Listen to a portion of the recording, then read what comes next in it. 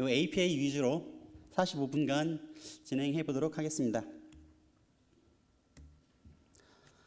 API를 설계하고요, 개발하고 테스트하고 이렇게 개발자들이 잘 만들어 놓으면 그거를 API 소비자들은 API를 잘 찾아서 자기들이 만들고 싶은 앱에서 이 API를 활용하고, 그리고 뭔가 부족한 면이 있으면 다시 업그레이드하고, 이런 전체적인 API 라이프 사이클이 있는데요. 이 개발자 입장에서 오늘은 이 API에 어떤 툴을 가지고 저희가 설계를 하고, 어떤 툴을 가지고 개발을 하고 테스트를 하고, 그리고 클라우드에서는 어떻게 디플로이를 하고 관리를 할 수 있는지, 이 전반적인 전체 과정을 살펴보도록 하겠습니다. 되게 개발자 세션이기 때문에 how to 위주예요. 저희가 오픈 API 이니셔티브하고 오픈 API 스펙에 대한 얘기만 잠깐 드릴 거고요. 나머지는 어떻게 개발하고, 어떻게 디자인하고, 어떻게 테스트하고, 요 위주로 말씀을 드릴 거고요. 제 발표 특징상 장표가 좀 많긴 한데 그냥 쉽게 이해하시고 따라오시면 될 것 같습니다. 혹시 오픈 API 이니셔티브라는 말씀을 좀 들어보셨나요? 예전에 스웨거라는 말씀 많이 들어보셨죠? 예, 스웨거가 저희가 오픈소스, 그러니까 재단에 오픈소스 재단을 설립한 게 오픈 API 이니셔티브고요. 스웨거 스펙이 이제 오픈 API 스펙이라고 공식적으로 이 명칭이 바뀌었습니다. 그래서 이 API 관련된 히스토리에 대해서 간단히 좀 살펴보도록 할 텐데요. 스웨거가 가장 인기가 많은 이유는 가장 먼저 나왔죠. 2011년도에 스웨거가 먼저 첫 출시를 했고요. 약 1년 반이 지나고 그 유명한 그 API 블루프린트라든지 나물 같은 제품들이 나왔습니다. 근데 스웨거가 장점은 가장 먼저 나온 것도 있는데 가장 오픈소스화를 먼저 시도를 했습니다. 그래서 2014년도에 글루콘에서 오픈 API 이니셔티브 스웨거 스펙 2.0이라고 스펙을 먼저 발표를 했고요. 그리고 2015년도에는 스마트베어에서 스웨거를 인수하면서부터 아주 많은 일들이 일어나기 시작하는데요. 가장 먼저 오픈 API 이니셔티브를 설립을 합니다. 이게 리눅스 파운데이션 밑에 있는 서브 재단이고요. 그리고 기존의 스웨거 2.0 스펙을 오픈 API 스펙이라고 이름을 공식적으로 명칭을 하게 됩니다. 그래서 기존에는 스웨거 하면 약간 one of them이었는데요. 오픈 API라고 하는 이름을 가지고부터는 스웨거가 오픈 API 쪽에서는 표준이 되는 그런 지위를 향상을 했고요. 오픈 API 이니셔티브가 2015년 11월 달에 설립이 되는데 API 블루프린트 같은 경우는 2달 만에 바로 오픈 API 이니셔티브에 가입을 하게 되고요. 뮬소프트, 그 오픈소스 SOA 제품으로 유명한 뮬소프트 같은 경우는 자존심이 굉장히 강했기 때문에 2017년 4월 달까지 별도의 노선으로 가겠다고 했다가 마침내 2017년 4월 달에 오픈 API 이니셔티브로 같이 합류를 하게 됩니다. 그래서 메이저 3개의 API 포맷이 오픈 API라고 하는 이름으로 통합이 됐고요. 그리고 이제 2017년 7월 달에, 올해 7월 달에 오픈 API 스펙 3.0이 발표를 했습니다. 그래서 대부분의 개발 지원 도구들이 오픈 API 2.0대를 지원을 하고 있는 그런 상황이고요. 그래서 라물이 오픈 API 이니셔티브로 가입한 게 굉장히 커다란 사건 중에 하나였거든요. 근데 똑같은 사건을 놓고 이 스웨거 쪽에서는 이렇게 표현을 했습니다. 마치 우승자나 정복자 입장에서 라물을 이제 드디어 이기고 전쟁이 끝난 것처럼 표현을 했고요. 똑같은 이벤트를 두고 뮬소프트에서는 기존에 라물을 쓰고 있던 고객들이 있기 때문에 그 고객들을 계속 지원한다는 입장을 표방을 하고, 그렇지만 오픈 API 스펙은 준수하겠다, 이런 형태로 블로그를 올렸습니다. 결과적으로 3가지 포맷들이 API 블루프린트 같은 경우는 API를 만든 사람과 API를 쓰는 사람의 계약이다. 그래서 문서화에 집중을 해서 만든 거고요. 스웨거 자체는 개발자는 도큐멘테이션을 못하는 사람들이다. API가 버전 업그레이드되면 도큐멘트는 버전업이 안 된다. 이 기존의 이런 개발자들의 속성들을 잘 알고 있기 때문에 그 API를 자동화할 수 있는 여러 가지 오픈소스 도구들에 포커스를 맞추고 있었습니다. 그리고 뮬소프트 같은 경우는 SOE에서 굉장히 자존심이 강한 업체죠. 그래서 API를 어떻게 하면 잘 만들 수 있을지에 대해 관심을 많이 가졌고요. 그래서 기존에 WSDL 위즈들이 우리 SOAP 기반의 API에 있었던 표준 스펙을 제공했던 것처럼 REST API에서도 그런 스펙을 좀 정해보자, 이런 제이슨 스키마 같은 것들을 만들어 가지고 그런 활동을 많이 했었고요. 그래서 결과적으로 이제 개발 라이프 사이클에서 보면 기본적으로는 오픈 API가 모든 부분에서 다 관여를 하고 있고요. 만약에 도큐멘트에 포커스를 맞추고 싶다 그러면 여러분들은 이제 API 블루프린트를 고민하시면 되고, 어떤 개발에 포커스를 맞추고 있다 그러면 라무를 고민하시면 됐었는데요. 이런 것들이 각각의 이런 특징들이 있기 때문에 그렇습니다. 근데 오픈 API에 결국 저희가 이 세 개 업체 뮬소프트, 그다음에 APR이 스마트베어가 공동적으로 다 관여를 하기 시작하면서부터 이제 개발자들은 라물로 만들지, 이거를 API 블루프린트로 만들지, 스웨거로 만들지 고민하지 않아도 되는 거죠. 우리가 브라우저 표준이 생기면서 인터넷 익스플로러라든지 크롬이라든지 이런 것들을 개별적으로 생각하지 않은 것처럼 이제 개발자들은 스웨거만 생각을 하시면 됩니다. 기존에 요 세 가지가 난립했을 때는 예를 들면 API 블루프린트가 가지는 장점, 라물이 가지는 장점, 스웨거가 가지는 장점들이 있기 때문에 중간 단계에서 각각의 포맷을 변환해주는 이런 도구들이 많이 사용이 됐었거든요. 근데 아까 라물이 기존 고객들을 그대로 수용하면서 API 오픈 API 스펙을 준수하겠다라고 방침을 정한 것처럼 여기 APR이도 기존의 API 블루프린트를 그대로 준수하면서 그리고 스웨거도 지원을 하겠다, 이런 형태로 이제 각각의 업체들이 다 방향을 잡은 겁니다. 그래서 더 이상은 API 블루프린트, 라물 이거에 대한 차이점은 고민하지 마시고요. 오직 이제 오픈 API 스펙에 대해서만 관심을 가지시면 됩니다. 오전에 APR이 화면을 잠깐 보셨는데 제가 APR이 화면하고 스웨거 화면을 두 개를 비교를 하면서 보여드릴게요. 그 어떤 장단점이 있는지. 이 포맷 자체는 오픈 API 스펙, 그러니까 스웨거 스펙으로 갈 건데 그래도 여전히 저희가 그 API에서 제공하는 에디터, 스웨거에서 제공하는 에디터, 이런 에디터가 가지는 장단점이 있거든요. 그래서 먼저 API에서 제공하는 그 에디터를 먼저 살펴보면 이렇게 기본적으로 이 블루프린트를 지원하는 에디터가 제공이 되는 거고요. 그리고 만약에 스웨거를 사용하고 싶다 그러면 스웨거 화면을 그대로 쓸 수도 있습니다. 그리고 에디터이기 때문에 이렇게 각각의 문법에 맞는지 밸리데이션을 체크를 해주는 부분이 있고, 이렇게 빨갛게 몇 번째 라인에서 오류가 발생했다, 이런 코드들도 제공을 하고 있습니다. 그리고 실제 도큐멘트를 작성하면서 프리뷰 기능들을 제공을 하고 있고요. 그리고 작성한 코드가 결국은 개발 소스하고 연동이 되어야 되기 때문에 이 GitHub하고 인티그레이션 할 수 있는 이런 기능들도 제공을 하고 있습니다. 그리고 이제 에디팅이 다 끝나면 그 도큐멘트를 웹을 통해서 확인할 수가 있는데요. 이렇게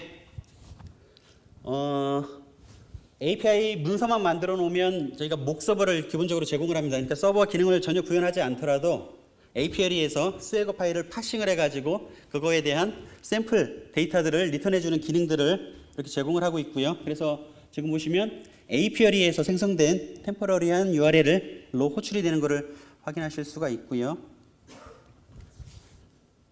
그리고 이거는 실제 프로덕션 서버로 날리는 건데, 이거는 이제 이 APR이 화면 안에 어떤 URL로 접근을 할 거다라고 지정되어 있는 부분을 통해서 실제 프로덕션으로 전송이 되고요. 그러면 화면에서 리퀘스트 리스폰스 헤더라든지 데이터들을 다 확인할 수 있는 기능을 제공합니다. APL가 제공하는 소스 기능들은 프로젝트라기보다는 그냥 스니펫 기능이에요. 간단히 클라이언트가 돼서 API를 호출하는 기능들을 제공하고 있는데요. 예를 들면 11개의 언어를 제공하고 있는데 이렇게 언어를 지정하면 그 언어에 해당하는 코드 스니펫이 이렇게 딱 보이고요. 자바라고 지정을 하면 이렇게 메이븐 프로젝트하고 디펜던시하고 실제 이렇게 호출할 수 있는 코드 스니펫이 제공이 됩니다. 스웨거가 API에 비해서 이 기능이 굉장히 강한데요. 제 생각으로는 API에 그 기능이 추가될 것 같지 않습니다. 왜 그러냐면 스웨거에서 제공하는 오픈소스 중에 스웨거 코드젠이라고 하는 툴이 있거든요. 그 툴을 통하면 스웨거 웹 화면에서 제공하는 기능들을 온전하게 쓸 수 있기 때문에 그것보다 더 복잡하게 쓸 수 있기 때문에 API에서는 API 제공 기능들을 더 강화할 것 같지는 않다는 그런 생각이 듭니다. 한번 스웨거하고 비교를 좀 해보십시오. 기본 구성은 거의 유사하죠. 왼편에 스웨거를 입력할 수 있는 에디터 화면이 있고요. 오른쪽에 프리뷰 기능이 있고 얘는 목 서버는 따로 제공을 하지 않고 있고요. 바로 프로덕션 모드로만 테스트가 가능합니다. 그리고 서버 스톱 코드를 23개, 제가 조사할 때는 23개였는데 한 27개 정도로 늘은 것 같아요. 27개 정도의 코드를 제공을 하는데 이 코드 자체가 코드 파일 한두 개가 아니고요. 예를 들면 내가 스프링으로 딱 했다 그러면 스프링 모듈이라든지 스프링 API 그런 것들을 스프링 프로젝트 통째로 내려주는 그런 기능들을 제공을 하고 있거든요. 이게 실제로 내가 API를 정의를 하고 그거에 대해서 스프링 언어로 서버 코드를 만들고 싶다라고 딱 지정을 하면 압축 파일이 메이븐 프로젝트로 되어 있는 압축 파일이 다운로드가 되고요. 그 메이븐 프로젝트를 이클립스에서 임포트를 해보면 이와 같은 화면이 나오는데 이거를 프로덕션에서 바로 쓰기가 조금 힘들죠. 왜 그러냐면 패키지라든지 이 도메인 명들을 이렇게 지정을 해버리면 나중에 엔티티하고도 이름이 중복될 수가 있고요. 그리고 패키지 명들이 io.swagger 모델 이런 형태로 나오기 때문에 이 소스 코드를 그대로 저희가 프로덕션에서 활용하기가 좀 힘들죠. 그래서 이거를 어떻게 하면 개선할 수 있는지는 차후에 조금 살펴보도록 하고요. 이게 이제 스프링을 지정했을 때 그 생성되는 코드를 살펴봤고요. 클라이언트도 지금 30개가 넘는 클라이언트를 제공을 합니다. 이것도 완전한 저희가 엔드포인트를 만약에 23개를 정의를 했다 그러면 23개를 테스트할 수 있는 완전한 클라이언트 소스 코드를 제공을 해주는데요. 이게 스웨거 자바 클라이언트에 대한 소스 코드를 제공을 하는 겁니다. 그래서 이렇게 기존에 앞에서 API가 제공하고 있던 소스 코드 기능하고 스웨거가 제공하는 코드 기능 완전히 화기하게 다르잖아요. 그래서 이런 기능들 때문에 사실 스웨거가 개발자들한테 인기가 많은 겁니다. 그러니까 어노테이션을 달아가지고 API 도큐멘테이션을 자동으로 한다거나 이렇게 코드를 자동으로 생성해주는 이런 기능들 때문에 개발자들의 사이에서 스웨거가 인기가 많았고 그래서 오픈 API로 채택될 수 있는 그런 환경이 된 거죠. 근데 스웨거 같은 경우에도 이게 다 오픈소스냐 그렇지는 않고요. 이 스웨거 오픈소스 그러니까 editor.swagger.io에 들어가시면 쓸 수 있는 기능이 따로 있고 스웨거 허브라고 하는 그 유료 사이트에서 제공하는 기능이 따로 있습니다. 그래서 무료로 쓸 수 있는 거는 아까 에디터에서 쓸 수 있는 디자인 기능과 그 다음에 그 스웨거 코드젠이라고 하는 그 오픈소스 개발 툴을 제공을 하고 있고요. 그 다음에 스웨거로 만든 프로젝트들은 그 아까 스웨거 화면에서 프리뷰 기능처럼 여러분들이 만든 프로젝트 안에 그 스웨거 화면 그 도큐멘테이션을 볼 수 있는 기능 이 기능을 자동으로 제공을 하고 있는데 이 딱 세 가지 기능만 무료고요. 나머지 막 서버를 쓰고 싶다, 호스팅을 하고 싶다, 협업을 하고 싶다 이런 것들은 다 유료 제품을 쓰고 있는 겁니다. 그래서 어떤 툴을 쓸 건지를 고민하실 때 API를 쓸 건지 스웨거를 쓸 건지 고민하실 때 이런 팩트들을 놓고 고민을 하시면 됩니다.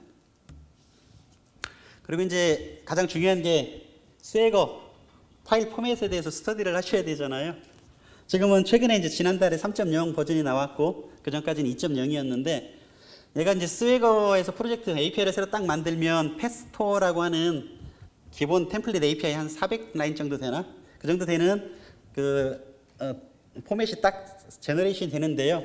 그것만 딱 보면 이게 실제 그 오브젝트 모델을 디파인할 수 있는 디파인 영역들 또 샘플 코드로 나오고, 그다음에 CRUD, 예를 들면 post, get, put, delete 방식에 대한 REST API가 다 제너레이션 되기 때문에 사실은 여러분들이 스웨거 스펙을 따로 공부하지 않더라도 대충 감으로 보면 한나절쯤이면 여러분들이 원하는 문서를 만드실 수가 있습니다. 그래도 API 매틱이 스웨거로 통합돼서 이제 쓸모가 없냐, 뭐 그런 건 아니고요. 여러분들 포스트맨을 가지고 REST API를 많이 테스트를 하시잖아요. 여러분들이 만약에 스웨거로 문서를 만드셨다 그러면 API 매틱에서 제공하는 기능인데요. 원래는 여러 가지 포맷을 다른 포맷으로 변환해주는 용도로 만들었기 때문에 인풋에 보면 스웨거라든지 API 블루프린트라든지 라물이라든지 이런 것들을 인풋으로 받아가지고 다른 포맷으로 변환해주는 기능들이 있거든요. 근데 저희가 볼 샘플에서는 스웨거 2.0 파일을 포스트맨 2.0으로 변환을 해서 포스트맨에서 예를 들면 23개의 엔드포인트를 쭉 인풋하는 그런 기능들을 좀 살펴볼 건데요. 이렇게 그 스웨거 에디터라든지 API 에디터에서 스웨거 파일을 만드신 후에 브라우저 버튼을 누르셔가지고 이렇게 임포트를 하시고요. 그거를 타겟 디스크립션 타 포맷을 포스트 2.0으로 지정을 하신 후에 컨버트 명령을 딱 누르시면 텍스트 파일이 하나가 떨어지는데요. 그거를 포스트맨에서 이렇게 임포트를 하시면 이렇게 그 스웨거에서 등록되어 있는 모든 엔드 포인트가 다 임포트가 돼요. 그래서 테스트하시기에 굉장히 수월하고 또 빠르게 테스트하실 수 있는 환경을 제공을 해드립니다. 자, 아까 그 스웨거에서 제공하는 코드들이 굉장히 강력하긴 한데 이거를 그냥 갖다 쓰기에는 조금 뭐 패키지명도 그렇고 모델 이름도 좀 그렇고 좀 부족했잖아요. 근데 원래 스웨거에서는 이렇게 스웨거 코드젠이라고 하는 오픈 소스를 제공을 하고 있고요. 툴을 제공을 하고 있고요. 기본적으로 자르 파일로 제공을 하고 있습니다. 그래서 자바가 설치되어 있는 어떤 환경에서도 이렇게 그 자르 파일을 내려 받으셔가지고 클래스 패스에 지정한 후에 이렇게 자바 자르 명령어를 실행을 하시면 되고요. 만약에 맥을 쓰신다 그러면 홈프로를 이렇게 간단하게 설치를 하시면 스웨거 코드젠이라고 하는 툴을 설치를 하실 수가 있고요. 아까 보셨던 실제 이제 옵션을 통해 가지고 내가 어떤 소스 코드를 제너레이션 할 거다. 그 옵션을 지정할 수가 있는데 저 오른편에 있는 부분은 자바에 관련된 서버 소스 코드고요. 왼편에 있는 부분은 다른 언어로 제공되는 소스 코드입니다. 일단 저희는 스프링 부트로 되어 있는 소스 코드를 제너레이션 할 거고요. 이거는 이제 클라이언트 사이드에서 랭귀지 옵션에다가 다음과 같은 클라이언트 이름을 주면 그거에 맞게 소스 코드가 제너레이션이 됩니다. 굉장히 많은 옵션들이 있는데요. 자바 개발자분들은 특히 지금 빨갛게 처리된 이 부분만 좀 보시면 될 것 같은데 굉장히 이해하시기 편할 거예요. API에 관련되어 있는 인터페이스라든지 컨트롤러가 생성이 될 거고요. 그 다음에 모델에 관련되어 있는 클래스들이 생성이 될 겁니다. 근데 아까 옵션을 지정하지 않으면 그게 io.swagger. 이렇게 만들어지기 때문에 사용하기가 곤란했는데 이렇게 API 패키지라든지 모델 패키지 이런 것들을 주면 그 클래스들이 생성되는 패키지명을 지정할 수가 있고요. 이게 아티팩트 아이디라든지 그룹 아이디는 뭘 것 같습니까? 메이븐에서 사용하고 있는 그룹 정보하고 아티팩트 정보를 이렇게 지정할 수가 있고요. 아티팩트 정보 같은 경우는 이따가 이클립스 프로젝트의 프로젝트 명으로도 같이 사용이 됩니다. 그리고 I 옵션 같은 경우에는 그 스웨거 파일을 지정을 하시면 되는데 이게 로컬에 있어도 상관이 없고요. 예를 들면 GitHub 같은 데다가 올려놓고 공유해서 쓰시면 GitHub URL을 주셔도 상관이 없고요. 이 위치를 지정하시면 되고요. 이 랭귀지 옵션이 실질적으로 어떤 코드로 어떤 언어로 그 소스 코드를 만들어낼지 지정하는 부분이고요. 그 부분에 모델 네임 서픽스 같은 경우에 엔티티하고 모델하고 예를 들면 펫, 스토어 이런 것들을 같이 쓰면 이름이 혼동스러울 수가 있기 때문에 보통 이제 모델 서픽스로 VO를 쓰거나 DTO를 쓰거나 뭐 이런 형태로 해서 그 엔티티하고 좀 다르게 이름을 짓죠. 그런 부분들이 있고 모델 패키지는 말씀드렸고 이제 아웃풋 디렉토리 어떤 디렉토리에다가 소스 코드를 제너레이션 할 거냐 그런 게 있고 버버스 같은 경우는 이제 로그를 자세히 보고 싶을 때 쓰는 옵션입니다. 그래서 여러분들이 이제 스웨거 파일이 있다고 가정을 하고요. 지금 같은 경우는 swagger.amsr.yaml이라고 하는 스웨거 파일이 있다고 가정을 하고 스프링 부트 소스 코드를 제너레이션 하겠다 할 때 이렇게 옵션을 주면 되는데요. 예, 코드젠에 제너레이트라고 하는 명령어를 실행하시고요. 버버스 옵션을 줬고 i에다가 스웨거 파일 위치를 지정한 거고요. L 랭귀지 옵션에다 스프링이라고 주면 스프링 부트로 소스 코드가 만들어지는 거고요. O 옵션은 디렉토리 생성될 디렉토리 옵션을 준 겁니다. API 패키지 같은 경우는 API 패키지를 지정한 거고요. 모델 패키지 지정한 거고요. 그 뒤에 모델 네임 서픽스는 이제 뭐 그 모델이 만들어지면 뒤에다가 VO를 붙여가지고 엔티티와 구분을 지으려고 만든 거고요. 그다음에 이것 자체가 이제 메이븐 프로젝트로 생성이 되는 거기 때문에 아티팩트 아이디하고 모델 아이디, 그룹 아이디 이렇게 지정해 주시면 요거에 맞게 소스 코드가 제너레이션 되는 거고요. 그래서 만약에 이제 개발자 환경에서 저희가 폴더를 acme.msr.api로 줬기 때문에 폴더를 옮기셔가지고 메이븐 패키지 한 다음에 메이븐 스프링 부트를 하면 바로 실행 가능한 애플리케이션이 만들어집니다. 그래서 이게 생성된 소스 코드고요. 보시면 알겠지만 VO라든지 패키지명이라든지 이런 것들이 바뀌어서 들어갔고요. 그 다음에 모델에서 만약에 인엄 같은 거를 쓴다 그러면 인엄 같은 것들도 이렇게 자동으로 만들어주는 기능들이 들어갑니다. 그리고 기본적으로 스프링 부트 어플리케이션으로 딱 만들어지기 때문에 이거를 바로 실행하면 웹 어플리케이션이 동작하게 되고요. 그리고 그 화면에서 이 API는 베이스 컨텍스트 루트고요. 이렇게 swagger UI.html을 지정하면 아까 저희가 swagger 오픈소스에서 세 가지를 제공을 한다고 그랬잖아요. 에디터를 제공하고 코드 젠 툴을 제공하고 그 다음에 도큐멘테이션을 제공한다는데 이게 그 도큐멘테이션입니다. 그래서 여러분들의 API에 아무것도 처리하지 않아도 이렇게 swagger 도큐멘테이션이 그대로 들어와 있는 것을 확인할 수가 있고요. 그래서 그것도 만약에 swagger 파일을 제공하고 싶다 그러면 기본적으로 이 JSON 포맷으로 해서 이 URL에 swagger 파일도 제공을 하고 있습니다. 예, 스프링 부트 어플리케이션이 만들어졌는데 이제 이걸 가지고 로직을 넣어야 되잖아요. 지금은 다 205K 리스폰스 바디는 다 블랭크고요. 스테이터스 코드는 200으로만 리턴해주는 API가 리턴이 되고 있거든요. 그래서 이것들에다가 실제 비즈니스 로직을 넣어야 되는데 기본적으로는 스프링 부트 어플리케이션 어노테이션하고 enable swagger 2 어노테이션만 붙어있기 때문에 여러분들이 여기다가 레파지토리를 만들고 엔티티를 만들고 서비스를 만드시겠다고 하면 이렇게 추가적으로 그거에 관련되어 있는 어노테이션을 달아주면 되고요.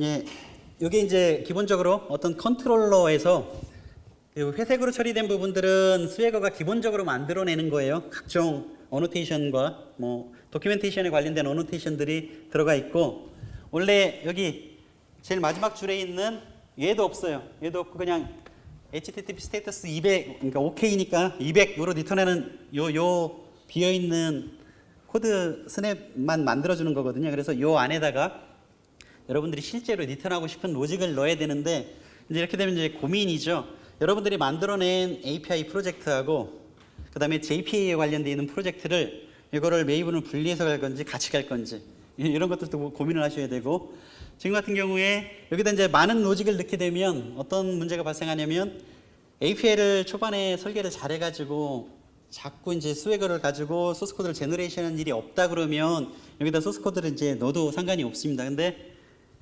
자주 바뀐다 그러면 이런 소스 코드를 이렇게 많이 넣어버리면 더 수정하기가 힘들잖아요. 그래서 이런 로직들은 최대한 레파지토리를 바로 호출하지 말고 이렇게 별도의 로직을 처리할 수 있는 서비스 레이어를 하나 더 두셔가지고 호출할 수 있도록 구현을 하시는 게 더 바람직할 것 같고요. 예, 지금은 이제 스프링 부트로 서버 사이드 소스 코드가 생성되는 거를 살펴봤고요.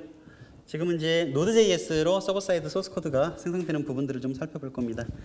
옵션이 굉장히 간단하죠. 원래 이제 이게 스프링이라든지 자바 기반으로 처리하는 부분들은 굉장히 세세하게 제어를 하고 있는데 그냥 스웨거 파일 이름하고 랭귀지하고 어디에다가 만들 건지 이 정도만 이제 처리를 하면 랭귀지 같은 경우는 Node.js-서버라고 지정하시면 Node.js용 서버 API가 만들어지고요.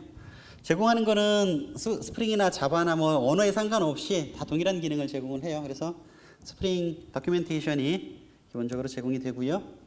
그다음에 노드.js 소스 코드가 제공이 되고요. 예. 이렇게 해서 이제 서버 사이드 관련된 코드를 만들면 이 API가 원래 스펙대로 만들어졌는지 안 만들어졌는지 테스트를 해봐야 되잖아요. 그게 이제 API에서 제공하고 있는 드레드라고 하는 툴이 있는데요. 드레드가 뭔지 몰라가지고 여러 가지 루트를 통해서 찾아봤는데 혹시 영화 중에 저지 드레드라는 영화 아시죠? 실버스타 스텔론이 나와가지고 미래의 판관으로 나오는 얘가 어떤 역할을 하냐면 그 스웨거 파이라고요. 여러분들이 만든 API하고 그 내용들을 싹 비교를 해가지고 이게 스펙에 맞게 개발이 됐다 아니다 그것들을 판단해주는 그런 도구입니다. 그래서 예, 이거는 이제 APLE가 제공하는 기능이고요.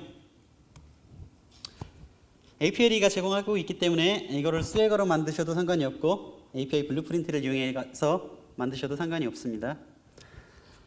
훅스라고 하는 거는 우리가 제휴인이 돼서 단위 테스트를 하실 때 비포 클래스라든지 비포 뭐 테스트가 끝난 후에는 애프터라든지 애프터 클래스 이런 실제적으로 초기화하거나 어떤 로직을 넣을 수 있는 단계가 있잖아요. 그렇게 테스트 툴에서 이렇게 로직을 심어넣는 부분을 후크라고 부르는데 그런 후크 언어로 쓸 수 있는 언어들이 이렇게 제공이 되고 있고요. 저 같은 경우는 이제 노드.js가 편하기 때문에 일단 잠깐 그 노드.js로 만들어진 후크 소스를 잠깐 보여드리도록 하겠습니다. 이런 후크들을 제공을 하고 있고 후크 그러니까 테스트의 라이프 사이클은 다음과 같은 것들이 있고요. 비포 올이 우리가 제휴인이 돼서 비포 클래스 모든 테스트가 실행하기 전에 한 번 딱 실행되는 그런 게 있고요. 비포 이치는 모든 테스트들이 실행할 때마다 실행되는 어떤 초기화 값 그런 것들이 있고요. 얘 같은 경우는 테스트라고 하는 어노테이션이 없기 때문에 비포라고 하는 게 그 테스트를 각각 하는 거라고 보시면 됩니다. 그리고 이제 특히나 그 실제적으로 리턴된 결과, 익스펙트된 결과가 있고 리얼 데이터가 있거든요. 이게 두 개를 비교해 가지고 밸리데이션 체크를 하는데 그때 밸리데이션 체크하기 전에 호출되는 어떤 것들이 있고요. 그리고 각각의 테스트가 끝나고 나서 처리되는 이런 API 콜백 메소드라고 보시면 됩니다. 콜백 메소드가 있습니다. 그리고 오픈소스고 모든 OS와 대부분이 제공하는 CI 도구에서 같이 연동해서 사용될 수가 있고요. 그래서 만약에 젠킨스하고 드레드하고 연결하면 이런 젠킨스 화면을 보실 수가 있습니다. 그러면 이걸 어떻게 사용하느냐 이제 궁금하실 텐데 APLE 화면에서요 테스트 탭을 딱 누르시면 이렇게 나와요. 드레드를 설치하고 두 번째 코드는 드레드를 테스트할 때마다 그 테스트한 결과를 APLE 서버에다가 저장해 주는 기능이 있는데 이거는 이제 회원 가입을 해드리니까 뭐 무료이지만 이걸 쓰지는 않을 거고요. 그리고 이제 마지막 드레드 명령어를 통해서 처리를 할 건데 저희는 그냥 첫 번째 드레드만 설치를 해가지고요. 우리가 가지고 있는 야물 파일을 실행하는 방법을 좀 살펴보도록 하겠습니다.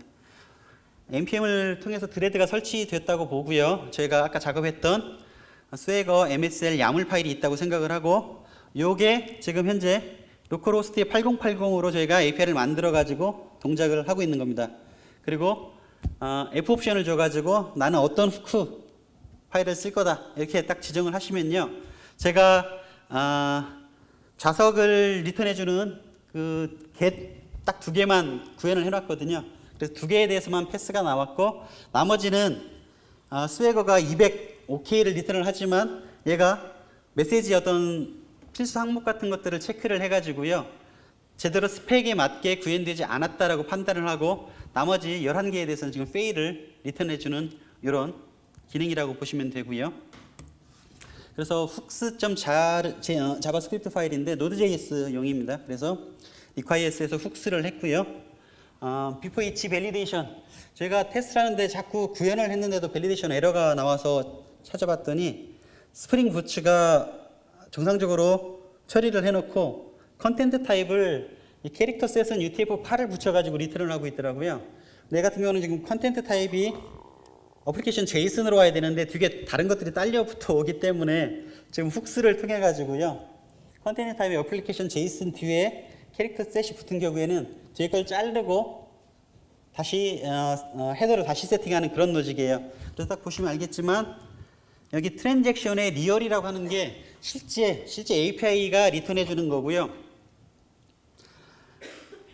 그래서 그 헤더라든지 바디 값을 이렇게 자바스크립트 언어를 통해 가지고 조작을 할 수 있는 이런 기능들이 훅스라고 보시면 되겠습니다. 예, 이렇게 이제 API가 만들어지면 실제 API를 디플로이를 하셔야 되잖아요. 그냥 여러분들이 이제 개발 서버, 사무실, 회사에 다 개발 서버가 있을 테니까 개발 서버가 이미 구축되어 있다 그러시면 온프레임 데이터 센터에다가 그냥 올리시면 되는 거예요. 예를 들면 톰캔, 메이븐, 그 다음에 뭐 깃헙 같은 것들이 있어가지고, 그 다음에 허드슨 같은 것들을 통해 가지고 자동으로 배포하는 이런 것들을 쓰시면 되고요. 이런 것들은 이제 기존에 다 해보셨을 테니까 이걸 클라우드 환경에 배포하는 것하고, 그리고 요즘 핫한 도커 컨테이너 쪽에다가 배포하는 과정을 잠깐 볼 텐데요. 원래 도커 쪽을 다루려면 뭐 도커 스웜이라든지 메소스라든지 쿠버네티스 이런 것 다양하게 다뤄야 되는데 오늘은 그쪽 이 포커스가 아니기 때문에 그냥 도커에다가만 올릴 수 있는 간단한 방법을 살펴보도록 하겠습니다.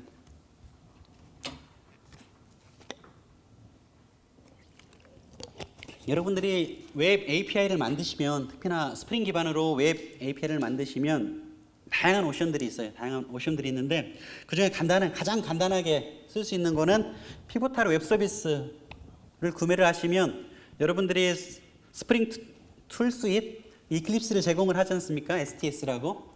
거기에서 바로 여러분들이 작업한 스프링 푸트 어플리케이션을 디플로이 하면 서버에서 바로 디플로이 되는 기능들이 제공이 돼요.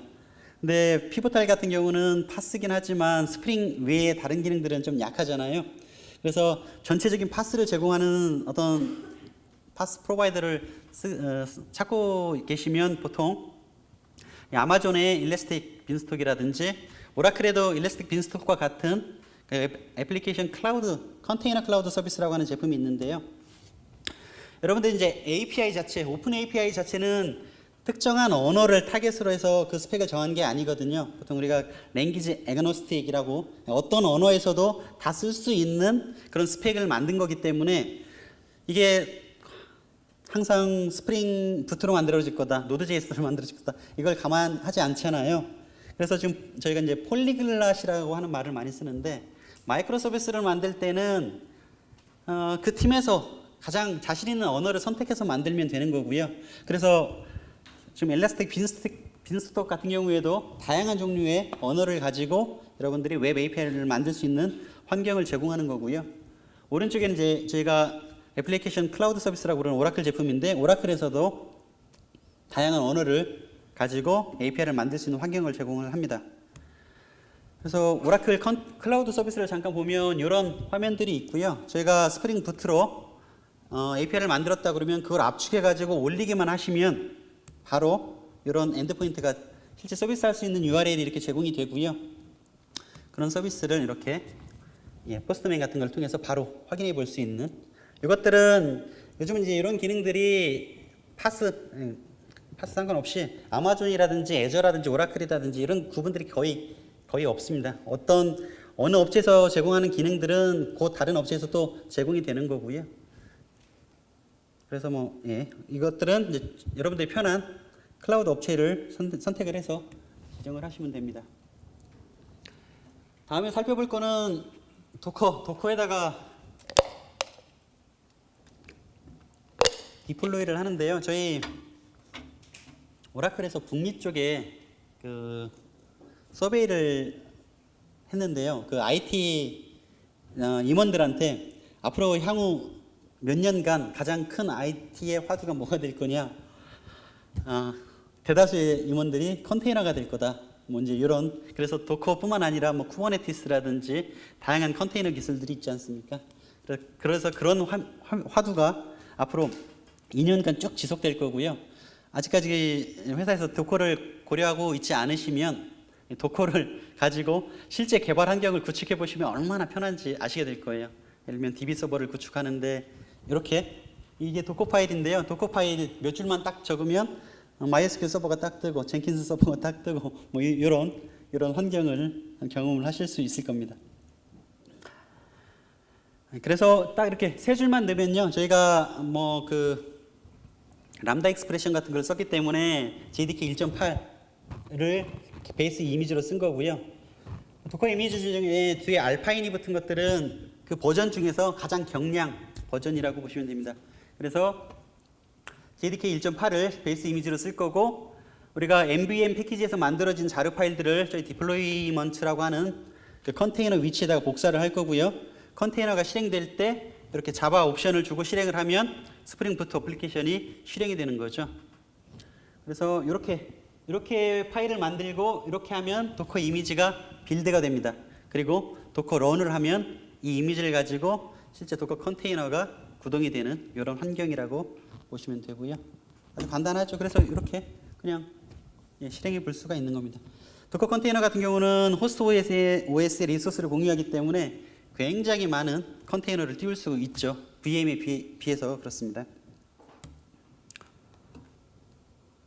마지막으로 이제 API를 이렇게 만들어진 API를 실제적으로 디플로이를 했는데요. 이 API를 어떻게 관리하냐, 관리 포커스, 관리 관점에서 설명을 드리도록 하겠습니다. 여러분들이 API를 만들면요, 마이크로 서비스 개념에서도 뭐 DDD 뭐 이런 얘기가 나오는데, API는 어떤 도메인, 그러니까 그 로직이 집중해야 되는 코드에만 그 구현이 되어 있어야 되거든요. 만약에 거기에다가 뭐 시큐리티 부분을 넣는다든지 로그를 남긴다든지 이런 것들을 넣게 돼 버리면 이제 API가 오염이 되기 시작하죠. 그래서 최대한 API, 마이크로 서비스를 구현하실 때는 그런 부분들은 코드에다가 담고요. 그러면 이런 부분들은 어디에 남냐? 이 장표는 마이크로 서비스 하면 가장 저희가 성공 사례로 뽑는 넷플릭스 OSS 어떤 그런 것들을 스프링 클라우드라고 하는 이름으로 스프링에서 제공을 하고 있죠. 여러분들이 실제로 API를 만드는 부분들은 저기 웹 서비스 1, 웹 서비스 2 뭐 이런 부분들이 되는 거고요.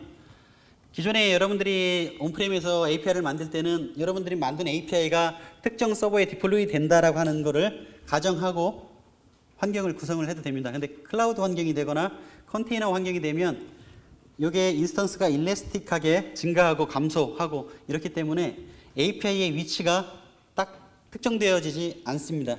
그래서 넷플릭스 같은 경우는 이거를 서비스 레지스트리라고 하는 개념을 둬가지고요.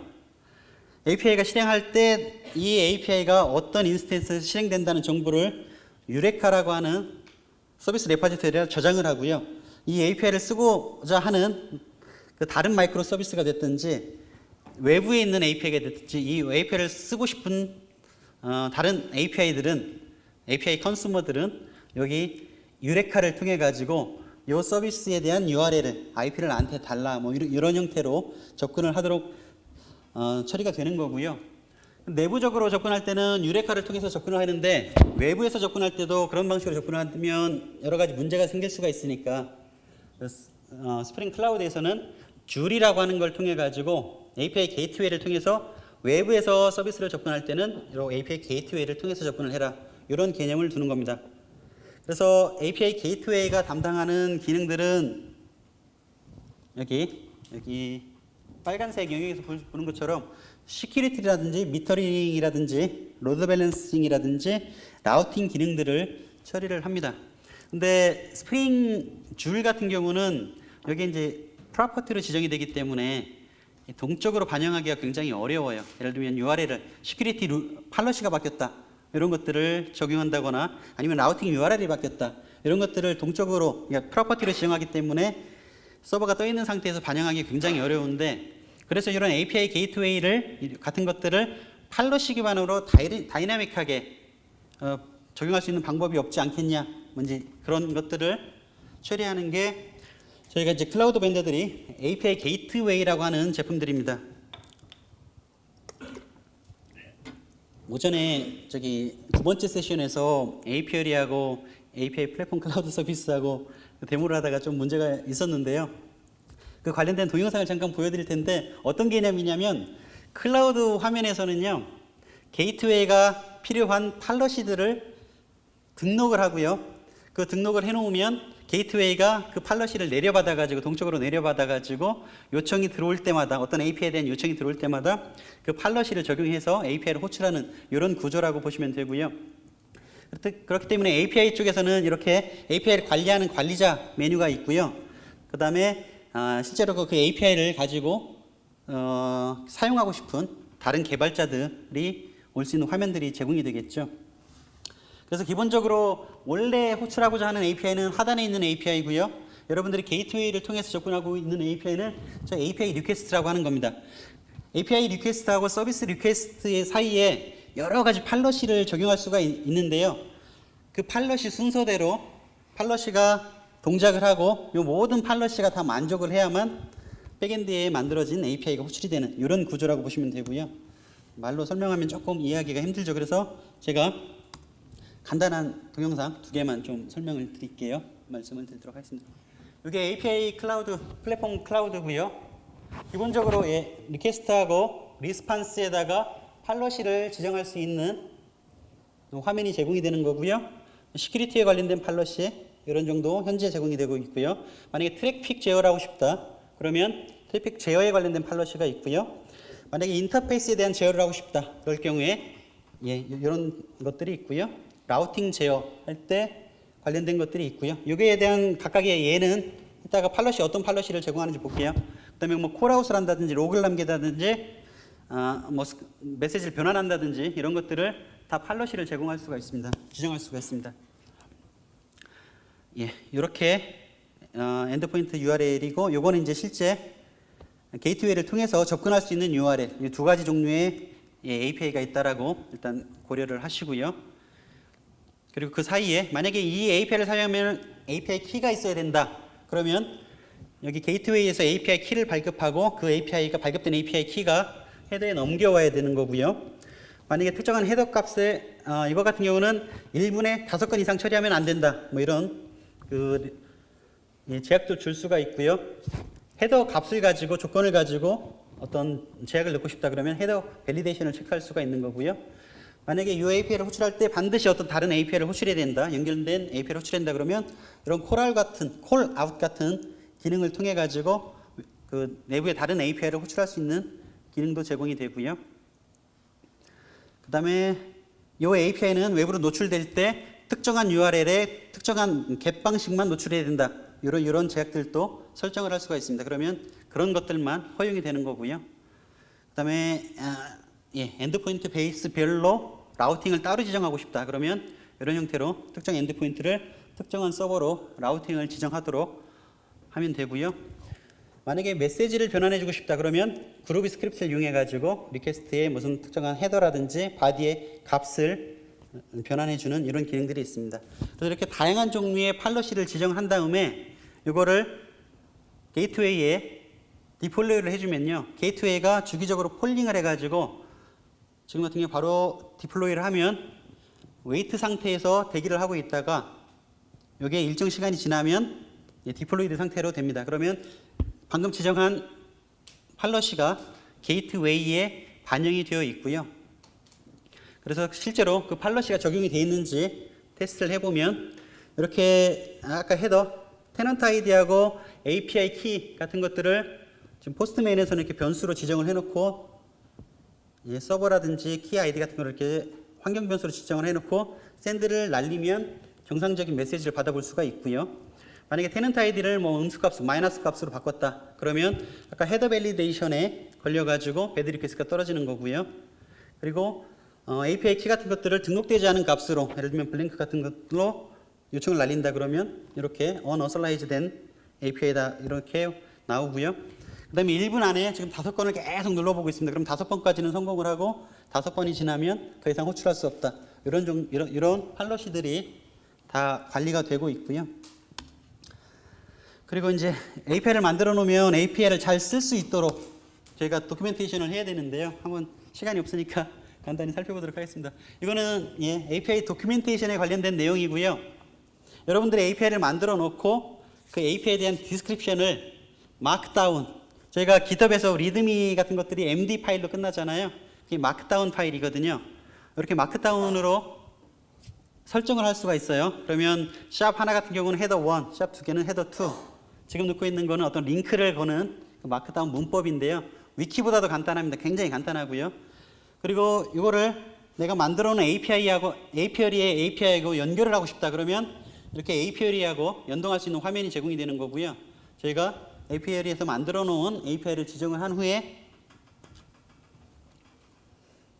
저장을 하고 이거를 퍼블리시를 하면 개발자가 들어오는 개발자 포탈에 지금 설정한 이런 내용들이 들어간 걸 확인할 수가 있습니다. 이 개발자 포탈 로그인 화면이고요. 아까 마크다운으로 작성한 그런 문서고요. 그래서 뭐 기덥하고 연동하는 이런 부분이라든지 두 번째는 API에 정의된 그 도큐멘테이션을 바로 저희 API 플랫폼의 클라우드 서비스에서 읽어와서 여기서 바로 인티그레이션이 되어 있기 때문에 API에서 했던 것들을 그대로 테스트해 볼 수가 있는 거죠. 그럼 개발자들이 목 서버라든지 프로덕션 서버에서 API를 날려보고 그것들을 테스트할 수 있는 환경을 제공을 하고 있고요. 시간이 조금 지난 관계로 이제 마무리를 하도록 하겠습니다. 이렇게 API 관련된 거, 사실 마이크로 서비스나 컨테이너나 클라우드 컴퓨팅에 관련된 기술들도 굉장히 공부할 게 많고요. 이 API 관련된 것들도 실제로 구현을 하다 보면 관련된 것들을 공부해야 될 게 굉장히 많습니다. 그래서 개발자 입장에서 보면 실질적으로 이제 어떻게 시작할지 모르죠. 그리고 딱 세션을 듣고 나면 가장 많이, 그러니까 실제로 공부를 하다 보면 공부해야 될 게 굉장히 많구나 이런 생각이 들잖아요. 그래서 여러분들과 같이 공부를 하려고 제가 클라우드 네이티브 애플리케이션이라는 미드업을 같이 개설을 하고 있고요. 이미 6번 정도 진행을 했고 이런 것들을 주제로 마이크로 서비스라든지 클라우드 애플리케이션이라든지 12 팩터라든지 API 포스트 이런 것들을 주제로 저희가 아셈타워 15층에서 비정기적으로 하긴 합니다만 그 토요일 날 1시에서 3시 사이에 이렇게 모여서 뭐 프레젠테이션을 발표하는 이런 모임이 아니고요. 바로 이렇게 핸즈온 할 수 있는 모임이거든요. 그래서 오늘 계신 분들은 관심을 좀 가져주시고요. 또 시간이 되시면 저희랑 같이 오셔가지고 같이 핸즈온도 하시고 최신 트렌드도 공부하실 수 있는 그런 기회를 가졌으면 좋겠습니다. 감사합니다.